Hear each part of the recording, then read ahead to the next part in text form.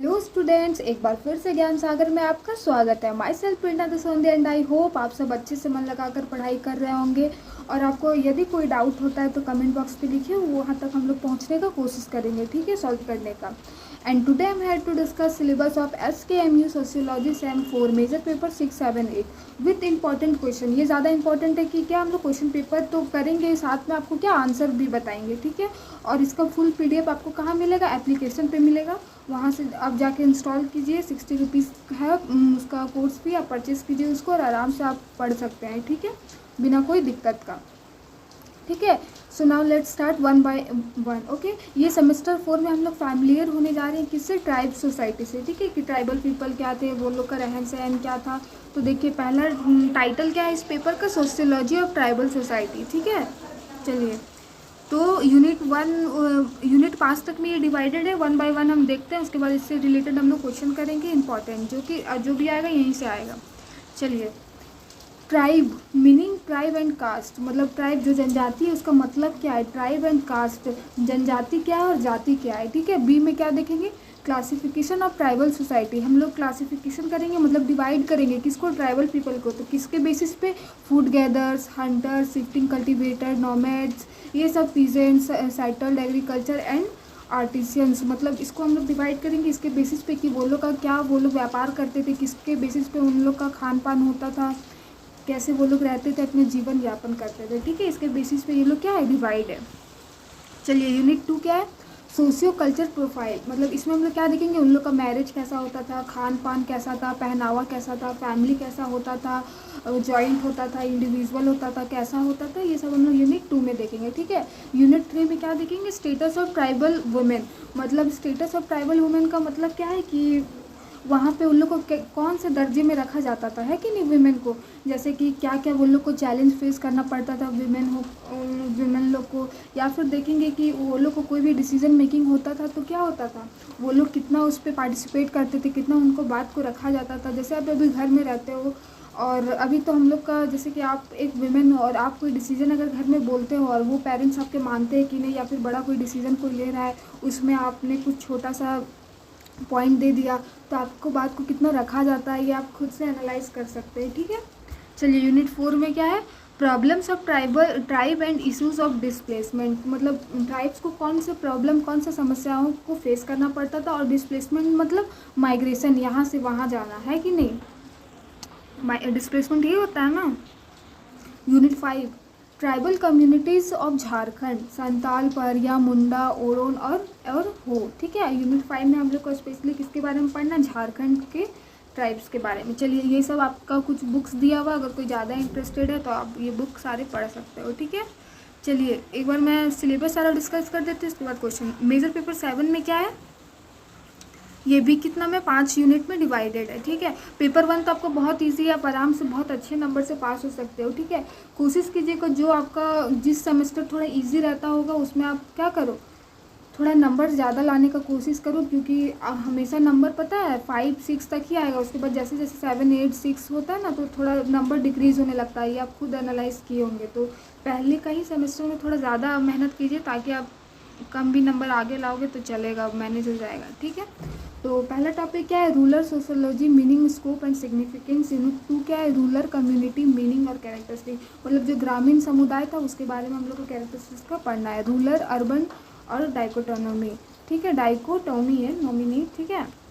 Unit 4 में क्या है? Rural society structure, cast system, dominant cast और जजमानी सिस्टम, ये सब सारे सिस्टम के बारे में पढ़ा। यूनिट 5 में क्या है? Social and economic problem of rural society and their solution. सामाजिक और आर्थिक प्रॉब्लम क्या क्या उनको फेस करना पड़ता था, ये सब आप देखोगे, और उसका सॉल्यूशंस क्या है ये भी आपको पढ़ना है। मेजर पेपर 8 में क्या पढ़ना है आपको? Indian urban society social structure, ठीक है, भारत का शहरी जो भी स्ट्रक्चर है सोशल, उसको आपको बताना है ट्राइब के ये में। यूनिट 1 में अर्बन सोशियोलॉजी क्या है? यूनिट 2 में अर्बन कम्युनिटी, जैसे उसमें हम लोग रूरल पे ज़्यादा ध्यान दिए थे, और मेजर पेपर 8 में क्या है? अर्बन पे हम लोग ध्यान दे रहे हैं। यूनिट 3 में क्या है? इंडस्ट्रियलाइजेशन एंड अर्बनाइजेशन, ठीक है, मीनिंग एंड इट्स कंसिक्वेंसेस। हम लोग को पता है कि क्या किया जाता था, पेड़ काट के सबको हटाया जाता था, तो जितना जंगल कम होता था तो इससे क्या होता था? ट्राइब्स को बहुत दिक्कत होता था, उनके वजह से उनको डिस्प्लेसमेंट करना पड़ता था, है कि नहीं। यूनिट 4 में। और दिक्कत क्यों होता था, क्योंकि हम लोग जैसे आम जनता से जो अभी हम लोग हैं वो लोग से वो कनेक्ट नहीं हो पाते। वो लोग अपना संस्कृति को फॉलो करना चाहते हैं, अपना जो भी खान पान वो हम लोग से कनेक्ट ही नहीं होना चाहते थे, ठीक है, जो पहले के थे। चलिए तो let's start question answer now. और ये पहला टॉपिक क्या है, यूनिट 1 का क्वेश्चन है, ठीक है।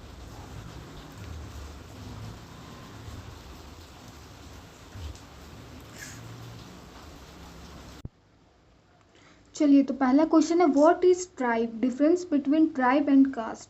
प्रश्न 1, जनजाति क्या है, जनजाति और जाति में अंतर स्पष्ट करें, ठीक है। तो सबसे पहले हम लोग का बेसिक, ये बहुत इंपॉर्टेंट क्वेश्चन है, ठीक है, आपको ये देखने को मिल ही जाएगा, शॉर्ट लॉन्ग जहाँ पे भी मिले आपको मिल ही जाना है, ठीक है। तो जाति और जनजाति क्या, जनजाति है क्या, और जाति और जनजाति में आपको डिफरेंस बताना है, ठीक है। तो मैं आपको पहले बताती हूँ कि व्हाट इज ट्राइब, जनजाति क्या है। तो जनजाति एक विशेष समूह है, ठीक है, जो कि कहाँ रहते हैं, जंगल में रहते हैं, पहाड़ी इलाकों में रहते हैं, ठीक है। इनका पहनावा, इनकी बोली, भाषा, शादी विवाह आधुनिक सभ्यता से हटकर पुरानी संस्कृति में ये लोग रहना पसंद करते हैं कि नहीं। इनका व्यवसाय ये, और ये क्या होता है, बहुत इंडिपेंडेंट होते हैं ये लोग, किसी पे भी निर्भर नहीं है, ठीक है। इनका सब कुछ अलग होता है, समझ गए। तो जनजाति क्या होता है, एक विशेष समूह है जो कि पहाड़ी इलाकों में रहते हैं, इनका रीति रिवाज पहनावा सब अलग होता है, आप समझ गए लोग। चलिए अब इसका थोड़ा सा डिफरेंस पता कर लेते हैं, जाति और जनजाति में क्या अंतर है। जाति क्या है, तो जाति हमें जन्म पर आधारित है, ठीक है, जन्म पर आधारित समूह है जिसके सदस्य उसी जाति में जन्म लेते हैं। मान लीजिए हम ब्राह्मण कास्ट के हैं, अगर मेरे दादाजी भी ब्राह्मण थे और जो मेरा आने वाला पीढ़ी है वो भी क्या होगा, ब्राह्मण होगा, है कि नहीं। तो ये आपको चलते आएगा, पीढ़ी दर पीढ़ी चलते आएगा, ये आप बदल नहीं सकते हो, ठीक है। तो इसी को कहते हैं जाति। और जनजाति क्या है, ये सब इंडिपेंडेंट होते हैं, और ये क्या एक विशेष समूह है जो जॉइंट रहते हैं, या तो ग्रुप में रहते हैं या इंडिविजुअल रहते हैं। एक बार मैं आंसर पढ़ देती हूँ, आप लोग मेजोरिटी आप लोग हो शायद हिंदी, तो हम हिंदी का ही आंसर पढ़ देते हैं क्योंकि ये PDF बहुत लॉन्ग है, तो दोनों पढ़ना थोड़ा सा बहुत लंबा हो जाएगा। चलिए हिंदी का, हाँ। जनजाति एक समूह है जो विशेष भूभाग में निवास करता है, जिसकी समान भाषा, संस्कृति, रीति रिवाज, आर्थिक जीवन तथा राजनीतिक संगठन होता है। जनजातियों को प्रायः आदिम समाज माना जाता है जो आत्मनिर्भर और अपेक्षाकृत पृथक कहते हैं। एकदम वही है जो हम समझाएं, ठीक है, तो कोई दिक्कत नहीं होना चाहिए। अब डिफरेंस देख ले, जनजाति और जाति में अंतर क्या है। तो आधार, जनजाति रक्त संबंध एवं गोत्र संबंधों पर आधारित है ना, जबकि जाति जन्म और सामाजिक श्रेणी पर आधारित है। ये क्या है, जनजाति जन्म से ही गोत्र संबंधी पर आधारित है, और जबकि जाति हमारा क्या एक सामाजिक श्रेणी है। हम लोग का देखते हो एक समाज, उसमें कितना सारा ये जाति डिवाइडेड है, आप सोच भी नहीं सकते हो जितना सारा है डिवाइडेड, है कि नहीं। मान लीजिए हिंदू है, हिंदू के बाद भी कितना अंदर में सब डिवाइडेड बटा हुआ रहता है, तो वैसे करके है। तो और जबकि जनजाति में ऐसा नहीं होता, ये एक समूह है जो अलग अलग कभी इंडिविजुअल पाया जाता है, कभी समूह में पाया जाता है। दूसरा क्या, भौगोलिक क्षेत्र, जनजातियाँ विशेष क्षेत्रों में सीमित रहती है, जबकि जातियाँ पूरे समाज में फैली हुई। अभी देखिए हम लोग का क्या है, जाति पूरे समाज में फैला हुआ है, और वो लोग क्या एक विशेष भूभाग में, एक विशेष एरिया में प्रेजेंट है, वो लोग हर जगह आपको नहीं मिलेगा। चलिए 3, व्यवसाय, जनजातियाँ शिकार, संग्रहण, झूम, खेती, साधारण कृषि पर निर्भर रहती है, जबकि जातियाँ परंपरागत व्यवसायों से जुड़ी होती है। जनजातियाँ क्या है, शिकार पर निर्भर रहती है और खेती बाड़ी यही सब है, और वो भी क्या आधुनिक माध्यम से नहीं, वही पुराना ट्रेडिशनल जो चलता रहा वो लोग उससे करते हैं। जबकि जातियाँ अलग अलग, आज तो अब देख ही रहो टेक्नोलॉजी कितना ज़्यादा बढ़ गया है। तो 4 में क्या, सामाजिक संरचना, जनजातियाँ अपेक्षाकृत समानता प्रधान होती हैं, जबकि जातियों में कठोर ऊंच नीच होता है। वो लोग का क्या है, समानता प्रधान है, हर कोई एक है, लेकिन हम लोग में क्या है, अभी भी डिस्क्रिमिनेशन चलता है कि नहीं। क्वेश्चन नंबर 2 देखिए, होप आपको क्वेश्चन नंबर 1 क्लियर हो गया होगा। Classify the tribe people on the basis of economy, आर्थिक आधार पर जनजातीय लोगों का वर्गीकरण कीजिए। उनका क्या, आर्थिक मतलब उनका इकोनॉमी के बेसिस पे हम लोग को क्या करना है, डिफ्रेंशिएट करना है, ठीक है। तो चलिए आंसर पढ़ते हैं हिंदी में। भोजन संग्राहक एवं शिकारी, वनों में उपज और शिकार पर निर्भर। इन लोग का इकोनॉमी क्या हम लोग मेजर करेंगे, इन लोग का कितना किसका खेती हुआ है कि नहीं, कौन कितना ज़्यादा शिकार कर रहा है, वो रिच इन फूड हो जाएगा, तो ऐसे ही लोग करते हैं। जबकि हम लोग का वैसा नहीं है ना, हम लोग को क्या है AC कूलर सब चाहिए।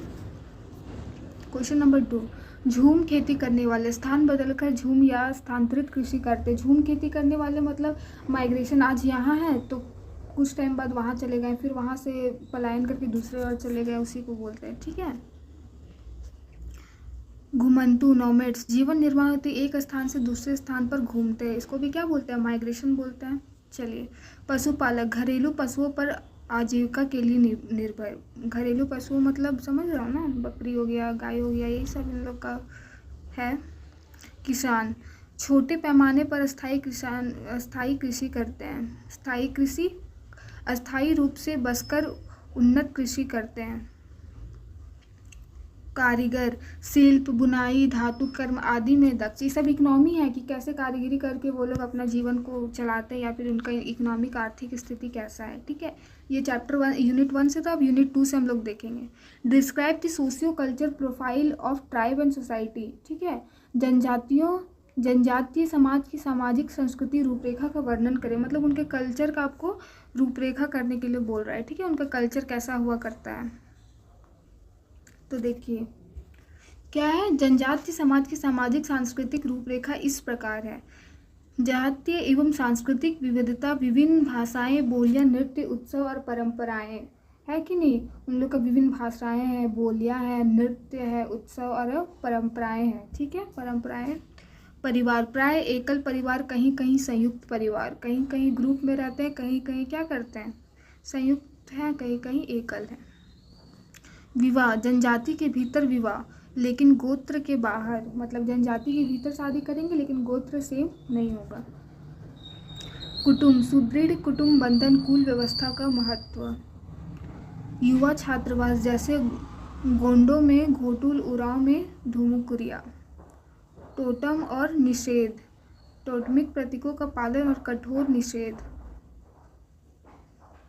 ये सब क्या पढ़ रहे हैं हम लोग, कल्चर पढ़ रहे हैं कि उसका कैसा होता है। धर्म और जादू, प्रकृति पूजा, आत्मविश्वास, अनुष्ठान और जादू पर आस्था। मतलब ये लोग का धर्म और जादू, ये सबसे ज़्यादा किनको महत्व देते हैं, तो प्रकृति पूजा को। ठीक है, इन लोग देखते होंगे प्रकृति पूजा, नेचर को ही सब कुछ अपना मानते हैं। ठीक है, और इनका आत्मविश्वास है, अनुष्ठान है, जादू पर ये ज़्यादा विश्वास रखते हैं। Unit 3, discuss the status of tribal women in India. Bharat में जनजातीय महिलाओं की स्थिति पर चर्चा करें। जनजातीय महिलाएं जातीय समाज की महिलाओं की तुलना में अपेक्षाकृत बेहतर स्थिति में रहती है। कैसे रहती होगी, देखिए अभी ये क्या बोल रहा है कि जो वो ट्राइब वुमेन है वो कैसे, वो बेहतर है किससे, तो अभी जो हम लोग कॉमन वुमेन है उससे। वे कृषि, वनपोष संग्रह तथा घरेलू कार्यों में पुरुषों के बराबर भाग लेती है। वो क्या करती है, पुरुषों के बराबर भाग लेती है। विवाह अधिक उदार होता है, विधवा विवाह और तलाक मान्य होते हैं। महिलाएं पर्व, त्यौहार, नृत्य और सामुदायिक अनुष्ठानों में सक्रिय रहती हैं। जो भी गाना बजाना हो गया उसमें भी वो लोग क्या रहती है, एक्टिव रहती है। किंतु आधुनिकीकरण, गरीबी और विस्थापन के कारण उनकी स्थिति पर प्रतिकूल प्रभाव पड़ा है। परिवार और आर्थिक क्षेत्र में समानता के बावजूद बाहरी समाज में उन्हें शोषण का सामना करना पड़ता है। जैसे कि वो लोग को अभी भी क्या है, वहाँ पे तो वो लोग अपना स्टेटस मेंटेन करके रखती है, लेकिन जैसे उससे वो लोग बाहर निकलती है तो हम लोग एज अ क्या करते हैं, उनको एक अलग ही से देखते हैं, उनको शोषण उस पर हम लोग करना चाहते हैं कि ये लोग को कुछ नहीं आता, वैसा बताया आंसर में हम नहीं बोल रहे। यूनिट 4, ठीक है। What are the major problem faced by the tribes, explain displacement as an issue. जनजातियों को किन किन प्रमुख समस्याओं का सामना करना पड़ता है, विस्थापन को एक समस्या के रूप में स्पष्ट कीजिए। ठीक है, क्या क्या उन लोग को प्रॉब्लम फेस करना पड़ता है और डिस्प्लेसमेंट से क्या उन लोग को इशू होता है। देखिए, जनजातियों की प्रमुख समस्याएं हैं गरीबी, निरक्षरता, ऋणग्रस्तता, स्वास्थ्य सुविधा का अभाव। देखते होंगे अब वहाँ तो उतना मेडिकल फैसिलिटी होता नहीं होगा, है कि नहीं। बेरोजगारी, साहूकारों व ठेकेदारों का शोषण, सांस्कृतिक विघटन और विस्थापन। ठीक है, विस्थापन का क्या इसमें है, आप समझ गए ना क्या क्या मेजर इशू है इनका।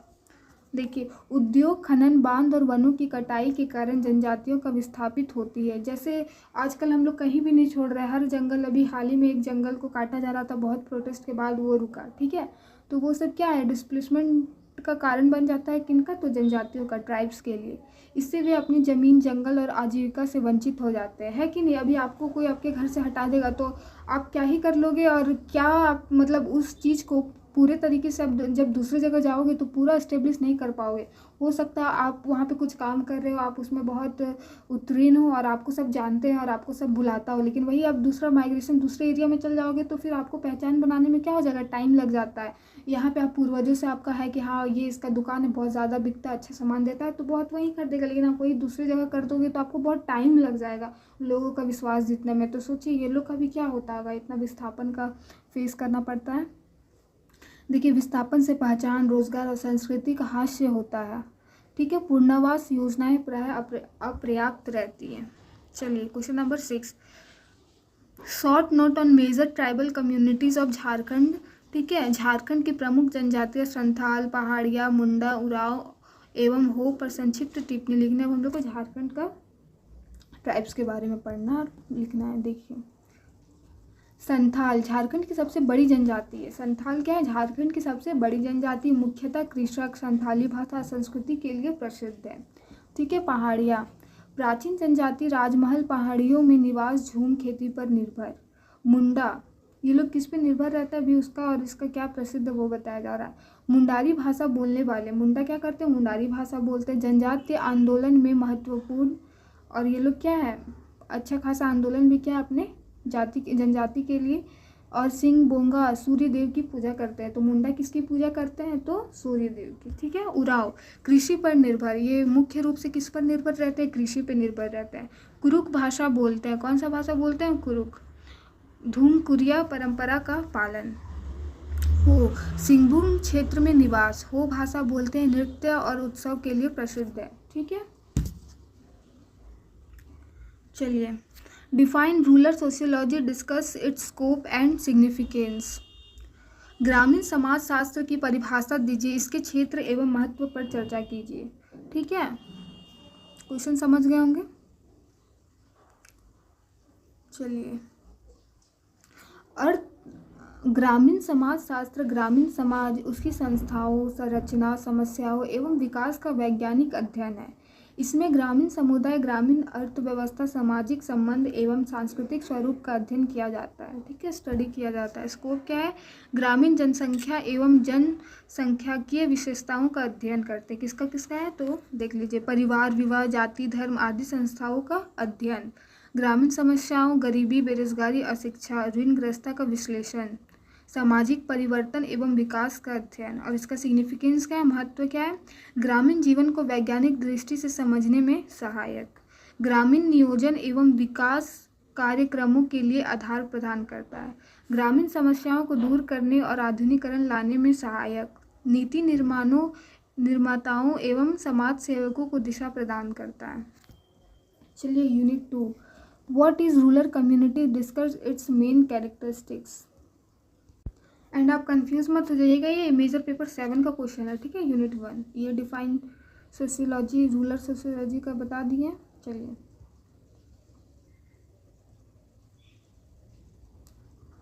कहाँ गया,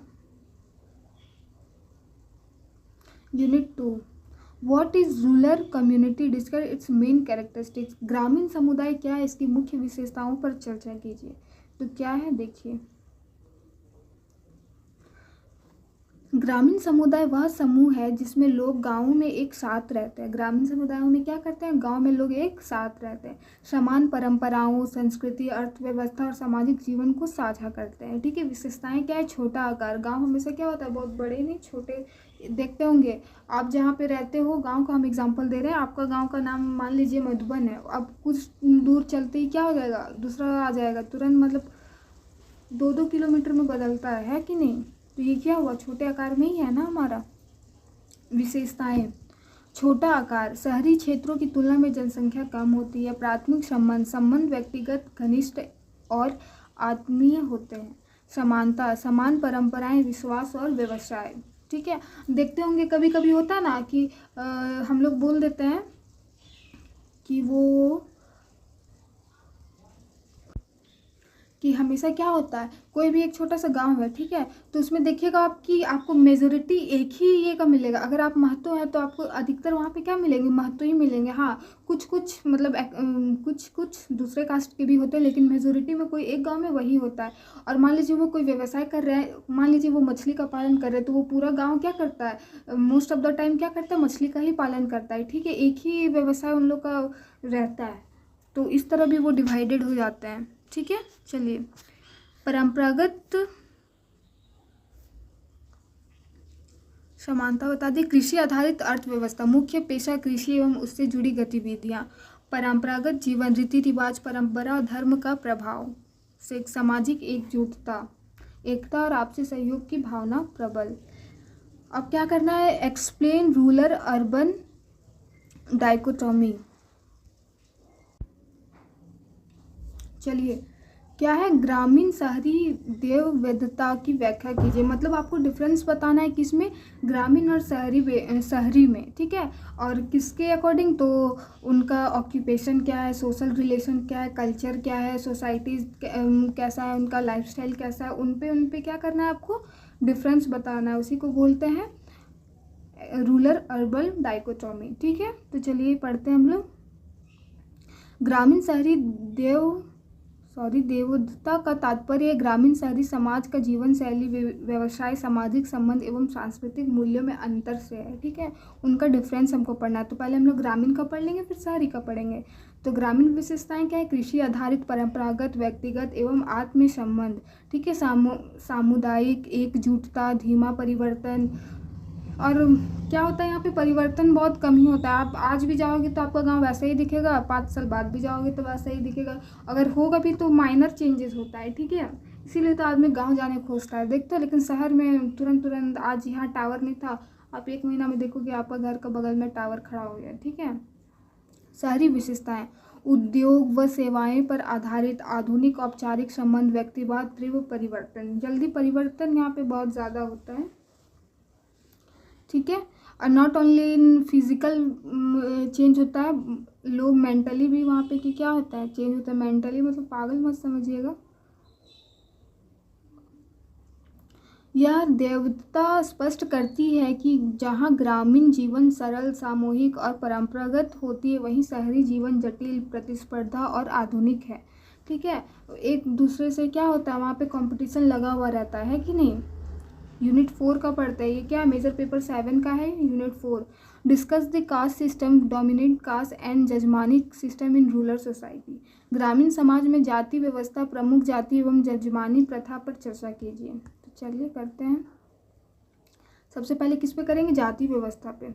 ग्रामीण समाज में जाति जन्म आधारित है एवं श्रेणीबद्ध संस्था है जो विवाह, व्यवसाय एवं सामाजिक संबंधों को नियंत्रित करती है कि नहीं। जाति में क्या है कि मान लीजिए हम ब्राह्मण हैं तो ब्राह्मण से ही हम शादी करेंगे, दूसरे कास्ट से तो हम कर नहीं सकते। अगर आप कोई कास्ट के हो तो आप उसी से करोगे, दूसरे से तो किसी कर नहीं सकते।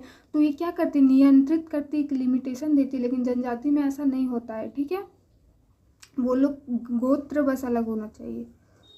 अप्रमुख जाति, ठीक है, वह जाति जो गांव में भूमि स्वामित्व, जनसंख्या या प्रभाव के आधार पर उच्च स्थान और राजनीतिक आर्थिक शक्ति रखती है।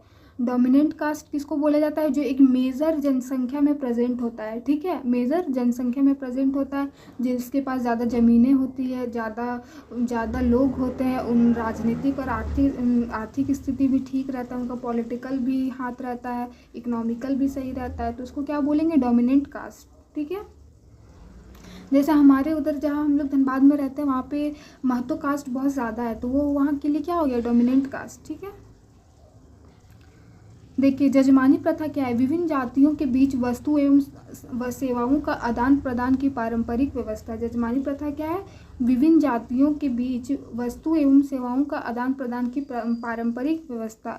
इसमें निचली जातियों ऊंची जातियों को सेवाएं प्रदान करती थी और बदले में अनाज या अन्य पारिश्रमिक प्राप्त करती थी। जैसे जो नीच जाति के जो होते थे उनसे क्या करते थे, बड़ी जाति लोग काम करवाते थे, बदले में उनको चलो आटा दे दिए, गेहूं दे दिए, चावल दे दिए, ऐसा करते थे, ठीक है, जिसको जजमानी प्रथा बोला जाता है, लेन देन की प्रथा, ओके।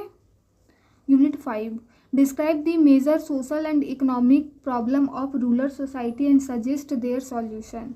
ग्रामीण समाज की प्रमुख सामाजिक एवं आर्थिक समस्याओं का वर्णन कीजिए तथा उनके समाधान सुझाइए। पहले आपको समस्याओं के बारे में भी बताना है और उनके समाधान को भी बताना है। तो देखिए, ग्रेजुएशन में जो भी क्वेश्चन आता है तो केवल समस्याएं नहीं पूछती, उनका समाधान भी पूछ लिया जाता है बहुत बार। ठीक है, तो चलिए हम लोग पढ़ते हैं ग्रामीण समाज में क्या क्या समस्याएं हैं। तो देखिए यहाँ पे आंसर लिखा हुआ है गरीबी एवं बेरोजगार। तो आपको भी एग्जाम में खाली गरीबी और बेरोजगार नहीं लिखना है, आपको इसको थोड़ा सा इलाबोरेट करना है, थोड़ा सा 2-3 लाइन लिखना है आपको। ओके, प्रमुख समस्या क्या था? गरीबी एवं बेरोजगारी। आप थोड़ा 2 लाइन इसके बारे में खुद से भी आप आराम से लिख सकते हो, है कि नहीं। उसमें तो इंडस्ट्री वगैरह नहीं रहता है, तो कि शहर के जैसा कि सब लोगों को रोजगार मिल जाएगा, इससे बेरोजगारी बढ़ती है कि नहीं। निरक्षरता और शिक्षा का अभाव, शिक्षा का भी अभाव रहता है। ऋणग्रस्तता एवं साहूकारों द्वारा शोषण। स्वास्थ्य और सुरक्षा सुविधाओं की कमी। सामाजिक बुराइयां जैसे जातिवाद, अस्पृश्यता, अंधविश्वास, आधारभूत संरचना और विकास की कमी। तो देखिए ये सब मेन पॉइंट है, आपको थोड़ा सा इसके बारे में आपको खुद से लिखना है। ठीक है, इतना ही में मत छोड़ दीजिएगा। जैसे कि अभी भी हमारा गांव का हम लोग बोलते हैं कि सोच अभी भी कहीं ना कहीं थोड़ा छोटा हो जाता है। अभी भी हम लोग जाति मत ये करते हैं कि नहीं, हम बड़ा कास्ट का है, तुम छोटा है, समझा। चलो समाधान देखते हैं। शिक्षा और साक्षरता कार्यक्रमों का विस्तार। पहले हम सबसे पहला पॉइंट क्या हुआ कि शिक्षा को हम लोग थोड़ा सा बढ़ाएंगे। स्कूल को, कॉलेज तो हम खोल नहीं सकते लेकिन स्कूल तो हम खोल ही सकते हैं कि नहीं। ग्रामीण उद्योग एवं स्वरोजगार को बढ़ावा देना। स्वरोजगार मतलब खुद से। ठीक है, मान लीजिए हम, मेरे पास बहुत सारे, हमारा खेती तो चलिए है, चलो आपको आता है कुछ कलाकृति करने के लिए, तो हो सकता है आप उससे क्या कर सकते हो, स्वरोजगार उससे क्रिएट कर सकते हो और लार्ज अमाउंट में बना के बेच सकते हो। ठीक है। भूमि सुधार और सहकारी खेती। स्वास्थ्य एवं स्वच्छता सुविधाओं का सुदृढ़ करना। जातिगत भेदभाव को कानून व जागरूकता से समाप्त करना। ग्रामीण विकास योजनाओं और सरकारी नीतियों का प्रभावी कार्यान्वयन। चलिए मेजर पेपर 8 पढ़ते हैं। Unit 1 define urban sociology. वहाँ पे हम लोग मेजर पेपर 7 में ध्यान किस में दिए, रूरल में। अब हम लोग किस में ध्यान देंगे, अर्बन में। ठीक है। Discuss it's scope and importance. शहरी समाजशास्त्र की परिभाषा दीजिए, इसके क्षेत्र और महत्व पर चर्चा कीजिए।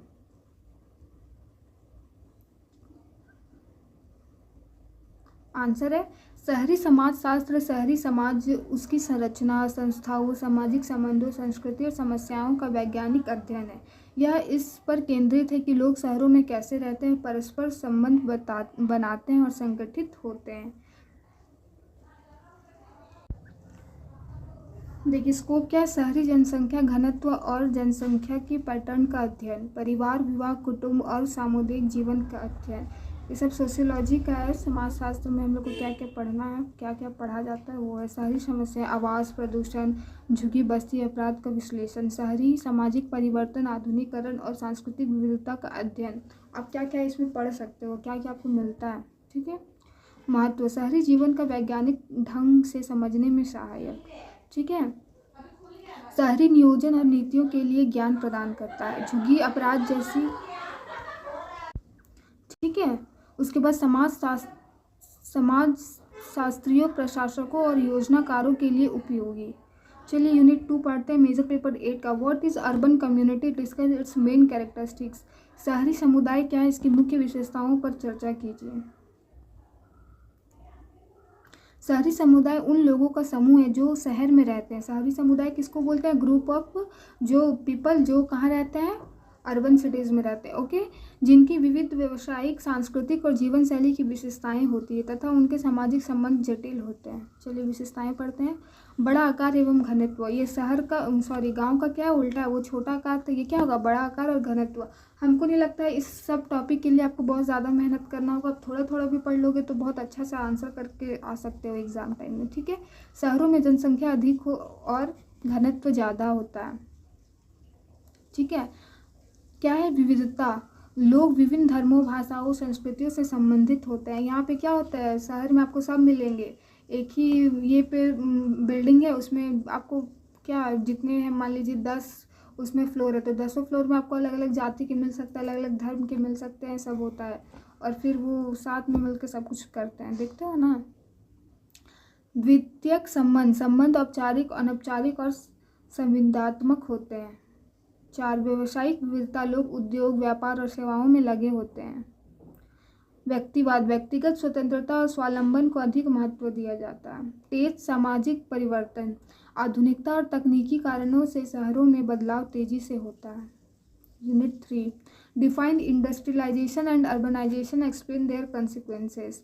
औद्योगिकरण और शहरीकरण की परिभाषा दीजिए, इनके परिणाम स्पष्ट कीजिए। औद्योगिकरण को पहले पढ़ते हैं। वह प्रक्रिया है जिसके अंतर्गत उद्योगों का विकास होता है, जिसके परिणाम स्वरूप मशीनीकरण, उत्पादन वृद्धि और आर्थिक विकास होता है। ऑल ओवर क्या होता है कि डेवलपमेंट का ये क्या है, पार्ट है। हाँ, शहरीकरण वह प्रक्रिया है जिसमें ग्रामीण जनसंख्या शहरों की ओर स्थानांतरित होती है, जिससे नगरों और महानगरों का विकास होता है कि नहीं। शहरीकरण करना मतलब गाँव को ही शहर बनाने का प्रोसेस होता है ना। परिणाम सकारात्मक, इसका पॉजिटिव भी हो सकता है, नेगेटिव इफेक्ट भी हो सकता है। तो पहले पॉजिटिव पढ़ते हैं। आर्थिक विकास, रोजगार के अवसर, तकनीकी प्रगति, आधुनिकीकरण, बेहतर परिवहन का संचार। ओके। नेगेटिव क्या है, झुग्गी बस्तियों, बेरोजगारी, पर्यावरण प्रदूषण, पारंपरिक मूल्यों का ह्रास, अपराध की वृद्धि। ठीक है। Unit 4, discuss major urban problem with a special reference, slum migration and.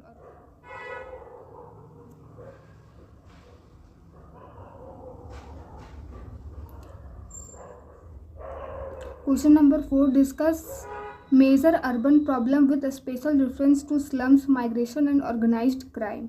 शहरी समस्याओं पर चर्चा कीजिए, विशेषकर झुग्गी बस्ती, प्रवास, संगठित अपराध में संपर्क। ठीक है। ये क्वेश्चन अब वीडियो बहुत ज़्यादा बड़ा हो जा रहा है, तो हम क्वेश्चन पढ़ दे रहे हैं, इसका आंसर आपको एप्लीकेशन में मिल जाएगा। ठीक है। ओह, इतना ही, चलिए इसको भी समझा ही देते हैं। शहरी समस्याओं पर चर्चा कीजिए, चलिए करते हैं।